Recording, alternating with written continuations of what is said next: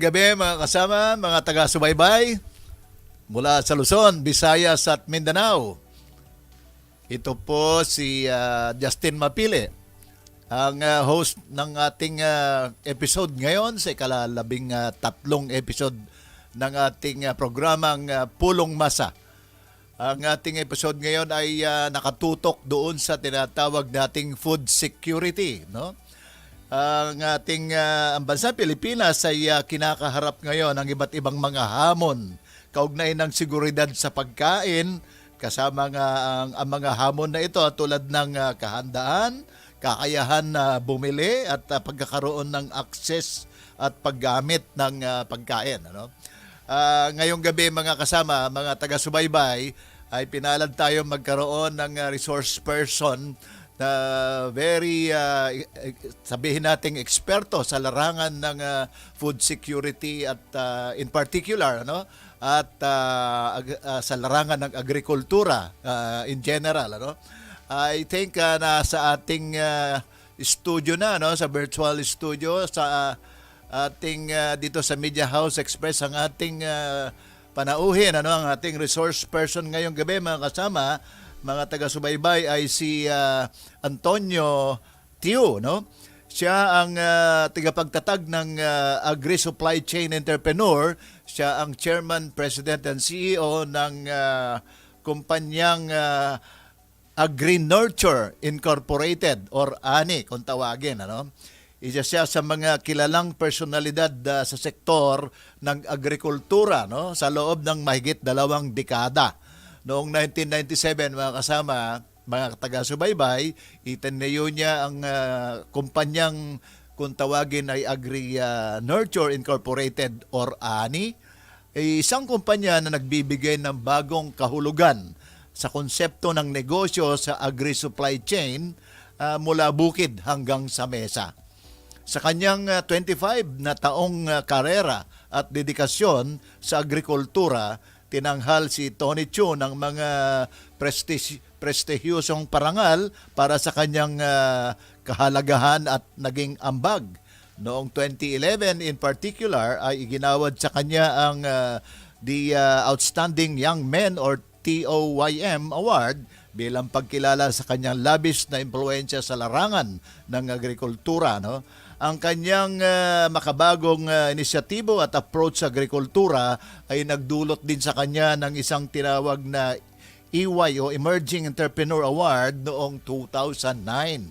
Sa sentro ng kanyang tagumpay ay ang tinatawag nating ANI or Agri-Nurture Incorporated. Dito kasi ay na-develop niya yung paglabas ng konsepto ng bukid hanggang sa mesa, kung saan nagsasanib ang lahat ng bahagi ng agricultural supply chain upang maiparating ng sariwa ang mga produkto na direkta mula sa sabi natin mula sa farm hanggang sa mamimili. Sa pamamagitan nito ay nakatulong siya ng napakahalagang kontribusyon doon sa seguridad sa pagkain sa bansa. So pwede nating imbitahan ng ating panauhin ngayong gabi. Magandang gabi, Ginoong Antonio Chu. Kung nasa linya na po tayo, ayun, magandang gabi, sir. At Magandang gabi, Justin. welcome po kayo dito sa live stream tagapakinig. broadcast ng Pulong Masa 13th edition, 13th episode rather, dito sa Media House Express. So, welcome, sir. Please introduce briefly kung inyong opisina po. Go. Maraming salamat sa mahabang introduction, Justin. Ako po si Antonio Tiu, isang negosyante sa agricultural sector for the last 25 years. Kaya isang karangalan na nandito tayo para makipagtalakayan tungkol dito sa mga issues concerning food security. Yeah, maraming salamat po. Ganito po, dumiretso na tayo sa mga ilang particular points ng ating paksa ngayong gabi regarding doon sa food security. I suggest magkaroon po tayo ng sabihin nating three structure, kumbaga three parts ng ating panayam ngayong gabi. Pwedeng sabihin natin sa unang bahagi ay pakilahad ang background, general background ng ating suliranin or sabihin nating sitwasyon sa rice industry. Ganon din, maipakita siguro kung ano-ano ang mga data or comparison ng mga statistics natin at makita rin yung global perspective regarding this sa background ng ating rice industry. Yun po yung unang bahagi. No? Ang ikalawang bahagi siguro ay magdiin kayo doon sa description or situation, general situation ng ating sabi nating demand and supply at ganon din doon sa inilabas na rice price cap na inilabas ng ating Pangulong BBM. Ano? At kaugnay niyan ay ano ang nakikita nating mga hamon, mga challenges at maaari sigurong mapasadahan din briefly ang kaugnay sa issue ng tarification law, rice tarification law. So yun po yung unang bahagi. Siguro sa ikatlong bahagi, last part ng ating panayam sa inyo ay mailahad ang mga sabihin nating ano ang ating solusyon, ano ang immediate solution natin at ano ang long-term solutions natin.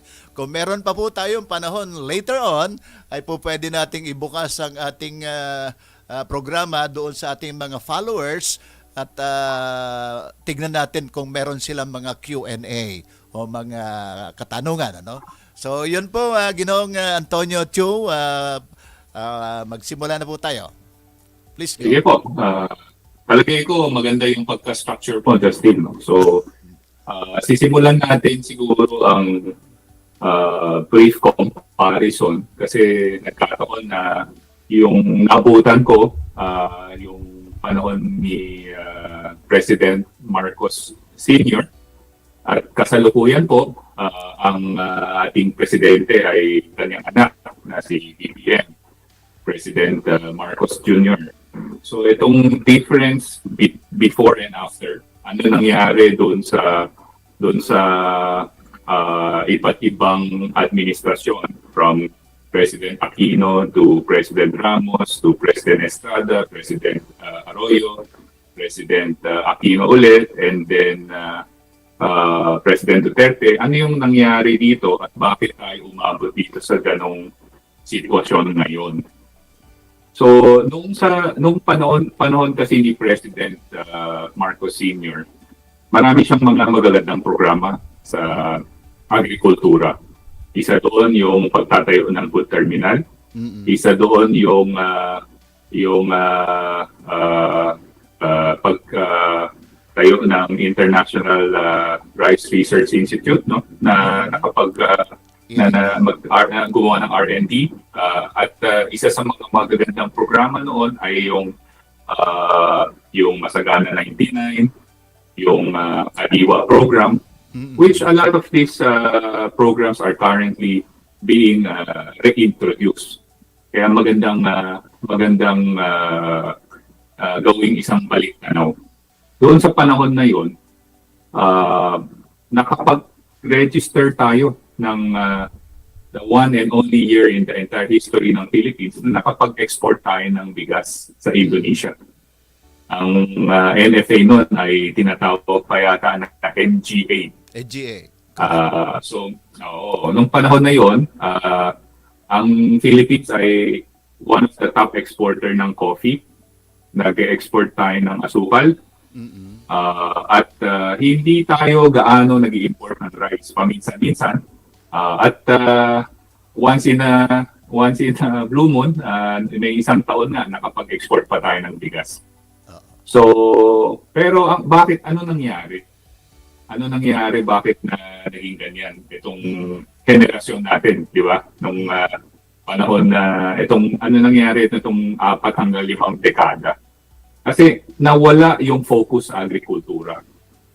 Doble yung populasyon. Kung maalala mo nung tayo ay nasa elementary, ang population ng Philippines is something like 50 to 60 million. Correct. Oo, manipis pa.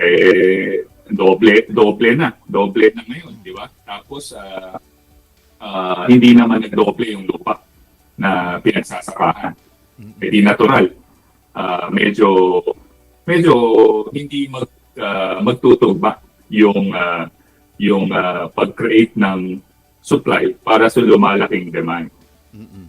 Bakit ang food security, number one issue ang rice? Dahil para sa Pilipino, para sa ating bayan, ang political crop, rice. Sa isang Secretary of Agriculture, ang pinakasukat ng kanyang tagumpay ay kung gaano ka successful yung kanyang pagbalanse sa mga supply and demand ng bigas. Mm-mm. Kaya napakahalaga sa food security program ng ating bayan ang consistent supply or availability ng affordable rice. Over the last 4 to 5 decades, yung role kasi ng NFA ay mag-create ng buffer inventory program.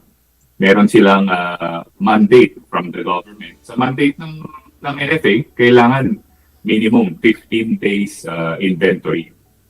Pero mahirap talaga makamit yan dahil ang 15-day inventory sa isang growing population, napaka-bigat sa budget requirement. Hindi naman masyado napaprioritize ang agrikultura. Ngayon lang na naging priority ang agriculture kasi ang presidente, ang secretary ng agriculture, kaya lumaki ang budget, na punta sa kanya yung attention, kaya malaking bagay rin, no, na at least nagkaroon ng refocus. Dahil ang agriculture contributes about, I think, more than 10%. Baka something like 10% ng ating GDP. Mm-mm. So, itong 10% ng GDP,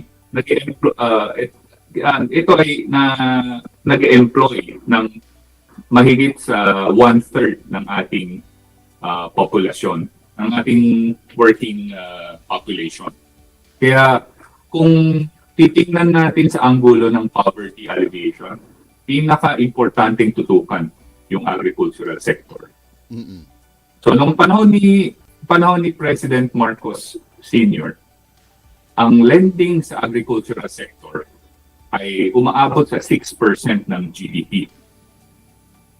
Nung sa pinaka-recent na taon, ang lending ng agricultural sector ay less than 1% ng GDP.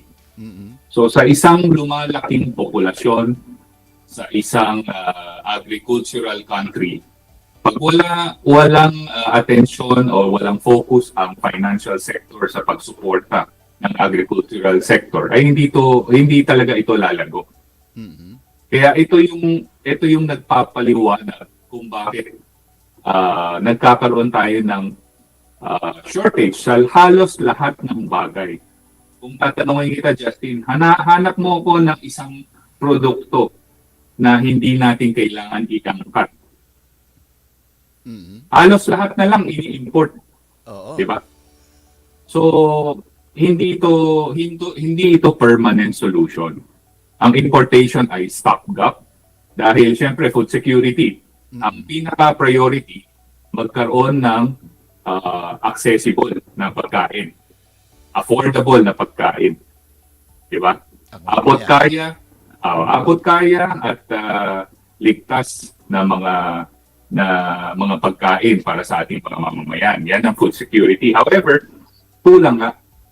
And ito yung pag-uusapan natin sa ating stage 2, di ba? Yeah. What went wrong? Itong demand and supply. Mm-mm. So right now, ang population natin is about 120 million Filipinos. Ang per capita consumption ng bawat isang Pilipino ay mga more than 130 kilos of rice Mhm. per year. 130 kilos. So pag 130 plus 132, 133, mga ganyan. So kung kung titingnan, kung kakalculate mo to, 120 multiplied by 130 plus, lumalabas niyan, kinakailangan mo may mga 15 to 16 million metric tons of rice. Mhm. Pero ang irrigated or annualized rice field natin ay nasa mga 4.5 million hectares kabuuan sa buong Pilipinas. Ang average production natin ay wala pa sa 4 tons per hectare. So technically, nagpo-produce tayo ng mga mahigit kumulang mga 20 million na palay. Mm. Pero itong 20 million metric tons na palay, ipapatuyo mo, gigilingin mo, ang matitira na lang siguro halos kalahati. Okay. Kasi pag maganda yung post-harvest facility at maganda yung rice mill mo, ang recovery mo mga 60%. Pero may mga wastage, may mga nawawala. Kaya ang production natin, mga a little bit more than 10 million metric tons. Compared doon sa requirement mo na mga 1.3 hanggang 1.4 million metric tons. So on a monthly basis, meron tayong mga shortfall ng mga 300 to 400,000 metric tons o kalahating million metric tons para simple. At Malaki. wala pa dito yung requirement ng NFA na dapat mag-maintain siya ng 15-day buffer inventory program na equivalent sa kalahating buwan. Yeah. Kaya itong demand dito nagbabago. Ang supply, problema natin sa supply, hindi rin tayo masyado naka-improve ng ating supply side kasi noong nakaraang mga administrasyon, post-President Marcos Sr., lahat ng atensyon ay napunta sa industrialization, napunta sa OFW, hindi binibigyan ng priority ang sektor. Kaya parang napag-iwanan tayo. Kumbaga sa rice industry, para makapag-produce ka ng palay, simple lang naman eh. Ang katapat lang naman dyan, kailangan may tubig. Irrigated land. Kailangan may tubig. Walang tubig, walang tutubong palay. Umaabot nga ng 3,000 plus liters ng tubig para makapag-produce lang ng 1 kilong palay. Kaya yung palay o yung pagka nag-aani na tayo, bigas, hindi talaga dapat sinasayang dahil katapat niyan, tubig at pawis. Sobrang hirap na ma-produce yan. So ang pinaka-solution natin, ang dami-dami problema. So paano natin sosolusyonan? Yeah. Yan ang pinaka-key eh, di ba? So, mabilis sabihin pero hindi mabilis i-implement.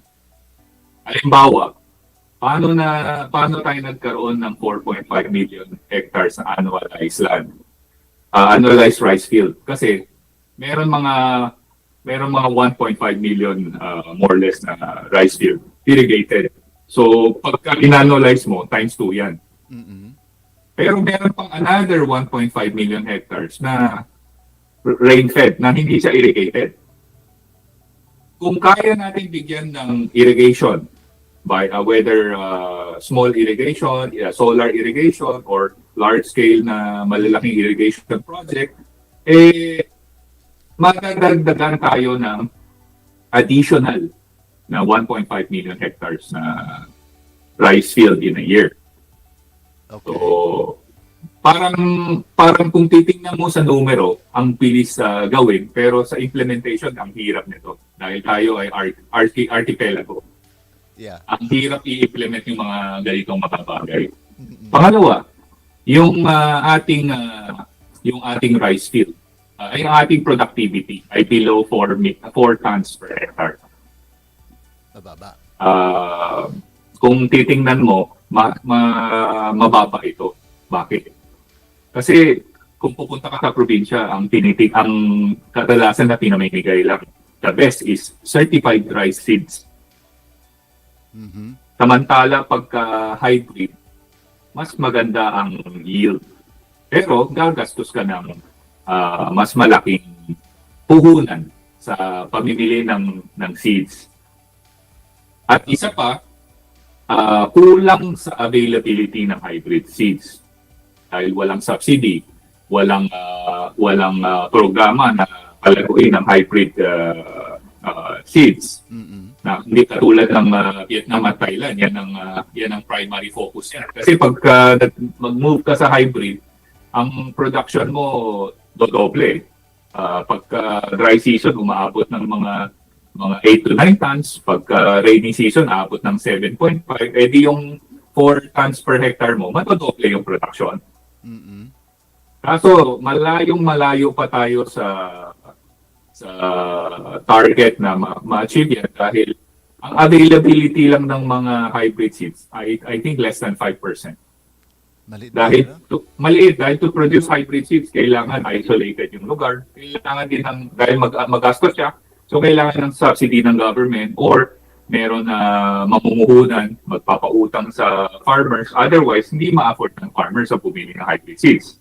At isa pa, pag gumamit ka ng hybrid seeds, kailangan medyo doble or triple din ang pag-release ng panaba. Fertilizer. So isa pa yan, fertilizer, wala naman tayong walang potassium sa Pilipinas. So kumbaga yung fertilizer, yung NPK, yung K, imported lahat yan, yung urea, imported yan. Kaya lately, bakit ang taas ng cost of production ng mga agricultural crops? Dahil tumaas ang US dollar, tumaas ang presyo ng langis. Fertilizer, nakadikit yan sa presyo ng langis.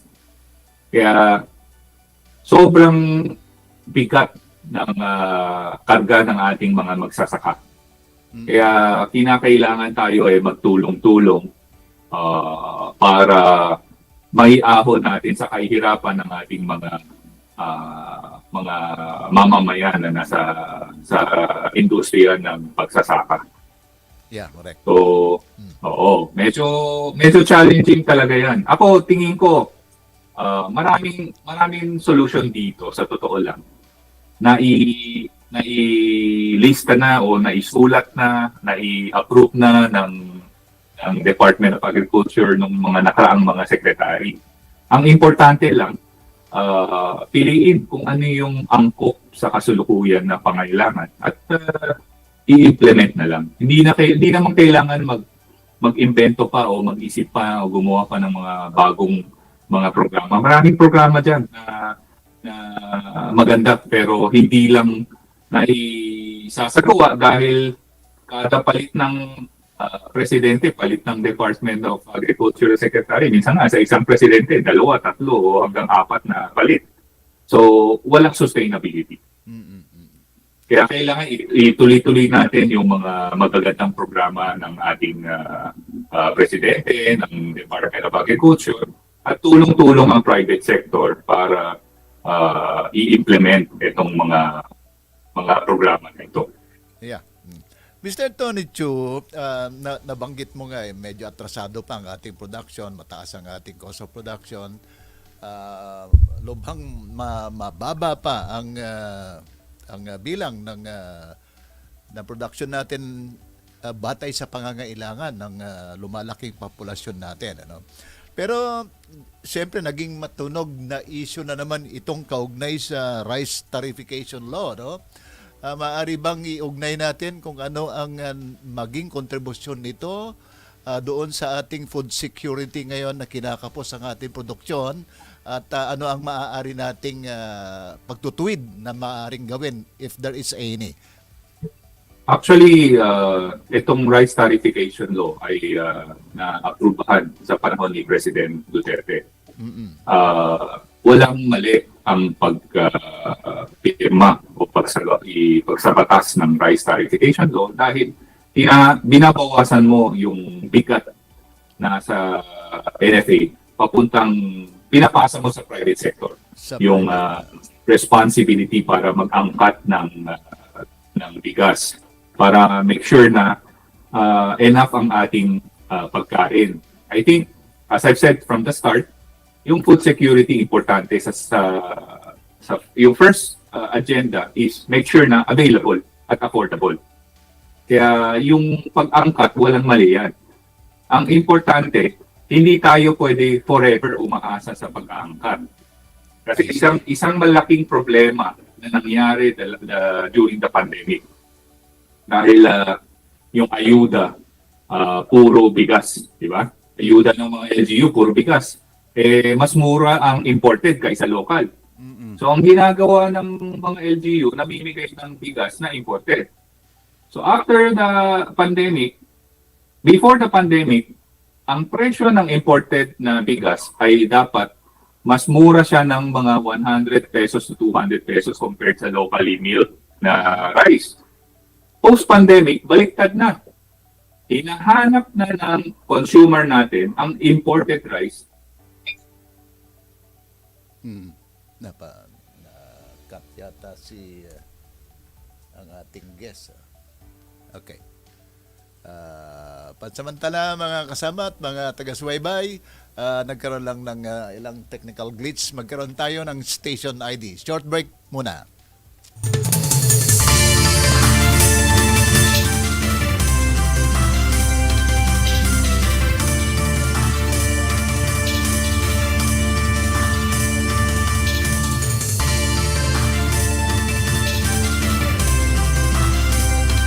Media House Express, home of news and entertainment, kaagapay sa paghahatid ng mga pangkasalukuyang kaganapan at pagsaserbisyo sa taong bayan.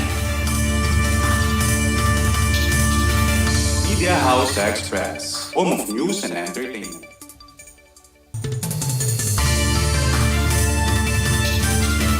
Sorry na putol.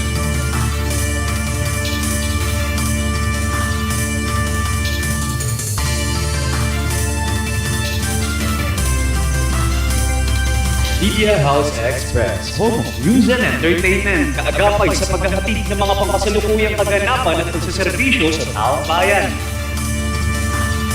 Sorry Justin at mga Media taga- House na Express, putol. home of news and entertainment. Okay. Okay, muli mga kasama at mga taga-subaybay, nagkaroon lamang ng ilang technical difficulties at na-lost contact po ang ating panauhin. So, nagbabalik po muli tayo dito sa Pulong Masa sa ika-13 episode. At ang ating paksa ngayong gabi ay ang food security. Kapiling pa rin po natin si Antonio Tio, ang Chairman CEO ng AgriNurture Incorporated. So ipagpatuloy po natin yung kaugnay sa ating tinatalakay na is there any factor na nagko-contribute doon sa batas na Rice Tarification Law at naputol tayo doon sa binabanggit mo na there is no sabihin natin hindi masama ang pag-import kaya lang hindi po pwedeng habang buhay ay tayo nag-i-import ng bigas. So ipagpatuloy po natin itong point na yan. Oo, medyo mainit yata itong puntos kaya naputol yung internet eh. Anyway, Oo. ang point ko kasi nung pandemic, yung LGU na nagbibigay ng ayuda sa mga mamamayan, ginagamit nila yung imported rice kasi mas mura. Oo. So dahil nasanay ang ating consumer sa lasa ng imported rice, before the pandemic, ang presyo ng imported rice, mas mura siya kaysa sa local rice. Ngayon, baliktad. Dahil hinahanap ng mga buyer ang imported rice, mas mataas na ang presyo ng imported rice kay kumpara sa local rice. Kaya yun ang puntos ko. Ang importation, pansamantala, kinakailangan natin para ma-ensure ang food security, pero hindi siya isang long-term na solusyon. I see. At dito sa rice tarification, tama naman na gawin yan dahil ino-open natin ang private sector na mag-import ng isang produkto na kinakailangan ng ating mamamayan. However, palagay ko hindi dapat na tanggalin ang kakayahan ng NFA na mag-import ng bigas kung kinakailangan. 'Di ba? Recently dahil may shortage, hindi maka-import si NFA dahil dito sa rice tariffication law. So I think ito yung ito yung unang dapat na i-review ng ating mga mambabatas kung dapat ba bigyan ng sapat na authority ang NFA para sa oras ng nangailangan, dapat pwedeng mag-angkat. At another issue dyan sa rice tariffication law, yung nako-collect na tarifa, 35% yun eh. Itong 35%, actually, meron siyang allocation kung saan-saan sa dapat mapunta. Pero palagay ko, mas practical kung isang porsyento nito ay may allocate sa NFA para bilhin ng mas mataas ng presyo ng palay sa ating mga magsasaka. Kasi mas directly magbebenepisyo yung ating mga rice farmer pagka bibilin mo yung palay nila sa mas mataas na presyo kaysa naman na magbibigay ka ng cash subsidy, magbibigay ka ng kung ano-anong subsidy na pagdating sa LGU, hindi naman natin matrack kung ang mga napagbibigyan ay talagang rice farmers. So ito yung ito yung mga simple solutions. Kasi nung panahon ni President Marcos Senior, yung NFA noon, meron silang programa, 'di ba, na AIM, Aggressive, Intensive and Massive Palay Procurement. 24/7 namimili sila ng palay kasi food security program naman importante. Puno ang bodega. Hindi naman priority ng NFA ay kumita. Ang trabaho ng NFA ay make sure na tinutulungan nila ang mga rice farmer na makabenta ng mga ani at i-ensure naman niya na pag kinakailangan ng consumer, meron bigas na maibebenta. Merong sapat na buffer. So, may sapat na yun ang food security na ito yung ilang mga bagay na sa tingin ko pwede pang ma-improve dito sa rice tariffication. I see. At for example, yung tarifa, yung tariff baka naman during harvest season pwedeng itaas pa para maprotektahan ang ating mga magsasaka. Kasi pagka harvest season tapos dagsa yung pasok ng imported rice, kawawa naman yung mga rice farmer natin. Okay. Mr. Antonio Chu, magkakaroon tayo ng maikling tignan natin ng mga comments, nakasubaybay ang ating mga followers dito sa Media House Express. Magbabasahin ko ang ilang mga points dito pagkatapos ng ating pagbasa sa mga participation ng ating mga tiga-subaybay, ay dumako na tayo sa huling bahagi ng ating program, which is ang ating sabihin nating pansamantala at pangmatagalang solusyon. Okay, meron pong katanungan dito. May comments actually, hindi siya katanungan. Sabi ni Jaime Halig, kailangan talagang merong malinaw na program ang government sa food security. Okay? Sabi naman ni Apo Balbin, our food security accordingly has to improve. This may be include policy legislation in order to advance mechanization of productivity. However, RTL 2019 runs contrary to the goal. In fact, it has led to the decreasing engagement to agriculture, and evidence situation right now only indicate the negative effect of RTL. So, yan po ang kanyang opinion. So, ipagpatuloy ko ang ilang mga comments pa ng ating followers.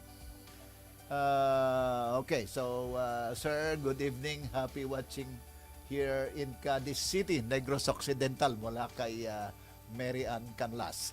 So, yun po yung kanilang mga opinion. At meron ba tayong konting reply dito sa nabanggit ng ating mga followers dito sa live stream?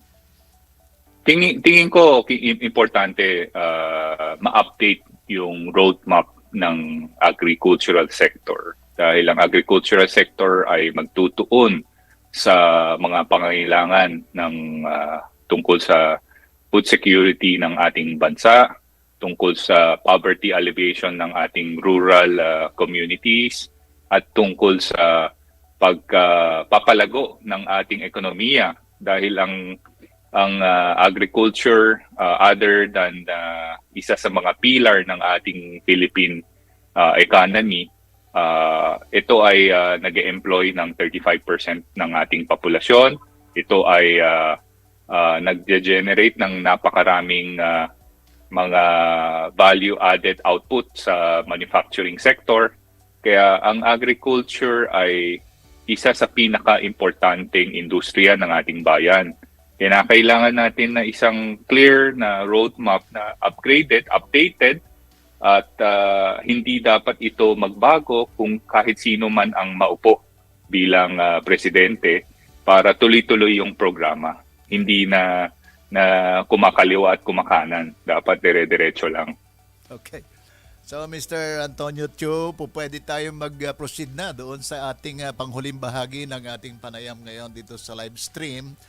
Pwede nating makita na ma-enumerate kung what is the immediate solution at ganoon din ano yung may lay down natin long-term solution para sa ating food security, lalo na dito sa kasalukuyang administrasyon ni Pangulong BBM.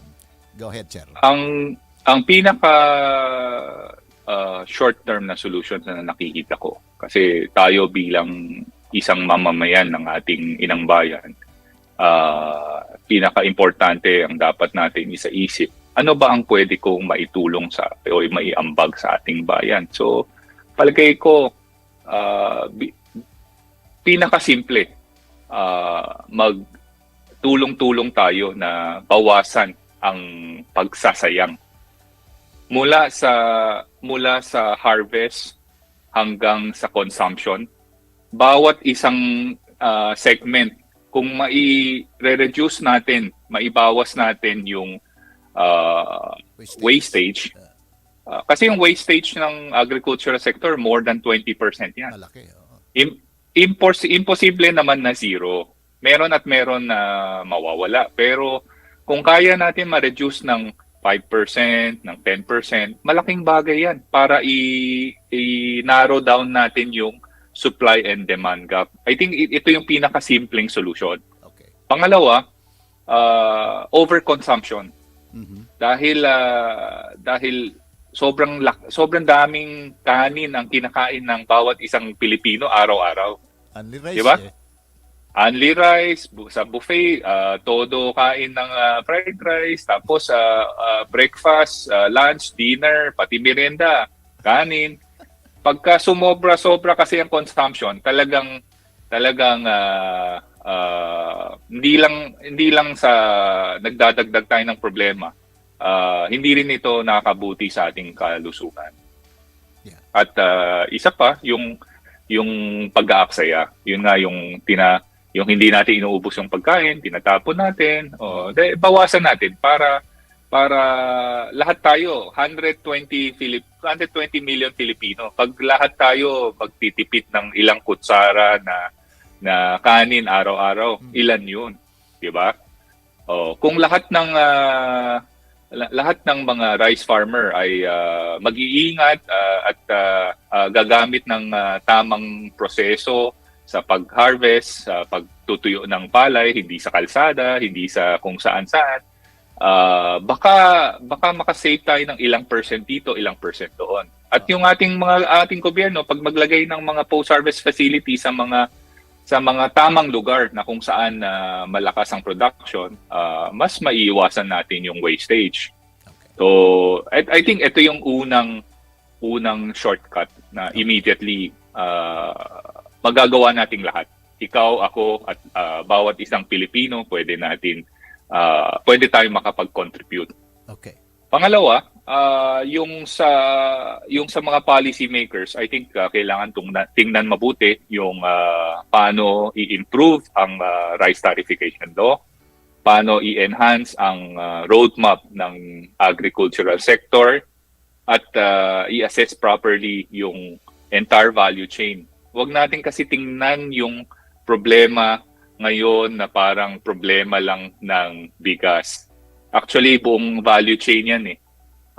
From availability ng seedlings to availability ng fertilizer to market infrastructure to irrigation to baksakan to post-harvest facility to traders to microfinance. Kailangan natin tingnan yung buong value chain. Ano ang dapat na gawin para ma-perfect natin ang buong industriya. Wala namang sikreto ang agriculture. Ang agriculture ay siyensya. Ang agriculture ay hard work. At ang pinaka-importante sa agriculture ay prayer, kasi walang walang kawala, di ba? Every year meron tayong mahigit 20 na typhoon. Yeah. So sana lakasan natin yung ating dasal kung pinagbigyan tayo ng Panginoon na bawasan yung typhoon, na maapektuhan yung ating mga magsasaka, di mas marami yung harvest, di ba? Okay. So I think maikli na ang ating nalalabing oras. Ang oras po natin ngayon ay 6:54. So meron na lamang po tayong 6 na minuto, no? So magpapaalam na po tayo sa ating panauhin ngayong gabi, at bagamat ako'y naniniwala na napakaiksi ang ating oras para mabigyan ng sabihin nating more elaborated discussion about doon sa paglutas ng food security dito sa ating bansa. At kung gano'n, nagmumungkahi ako, Mr. Antonio Chu, ng another episode. I think i-broaden natin from food security. Baka po pwedeng talakayin ang agrikultura in general, agricultural program in general sa ating bansa. At pwede ba akong mag-imbita muli ngayon on air sa inyo, sir, para sa susunod na Sabado at matalakay natin ang general program naman sa agrikultura. If that is okay, sir. Oo, bakit naman hindi? So, abangan natin ang susunod na kabanata. Okay. So, maraming salamat po at magandang gabi sa inyo sa inyong very insightful analysis at mga points na naibigay sa ating paksa ngayong gabi na food security. Kaya mga kasama at mga taga-subaybay, ito po ang Pulong Masa, ang tinig ng masa, no, na maririnig tuwing Sabado mula alas 6 hanggang alas 7, no. Muli nagpapaalam ang inyong lingkod, Mr. Justin Mapili, ang tagapangulo ng Mula sa Masa Democratic Movement, at ganoon din kabahagi ng ating programa ang partner nating organisasyon, ang Mamamayang Pilipino ng Republika o ang NPR. So mulit, ipalaganap natin, i-share natin ang link ng Media House Express at ang video live stream na ito sa ating mga kaibigan, sa ating mga profile at sa ating mga chat, tabi nating chat group, at ipalaganap ang ating panawagan na mag-contribute tayo doon sa tinatawag na food security. At muli mga kasama, mula sa Luzon, Visayas at Mindanao, nagpupugay sa inyong lahat, Justin Mapili, Pulong Masa, at magandang gabi. Padayon!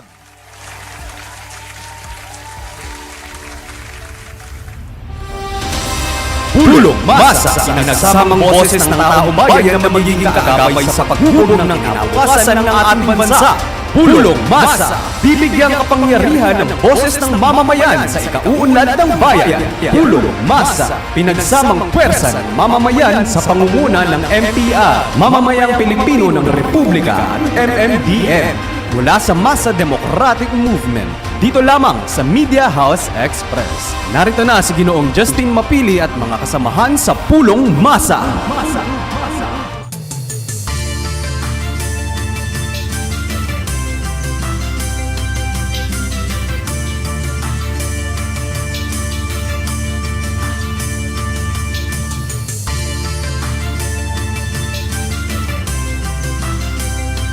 Media House Express, home of news and entertainment. Kaagapay sa paghahatid ng mga pangkasalukuyang kaganapan at pagsaserbisyo sa taong bayan. Media House Express, home of news and entertainment.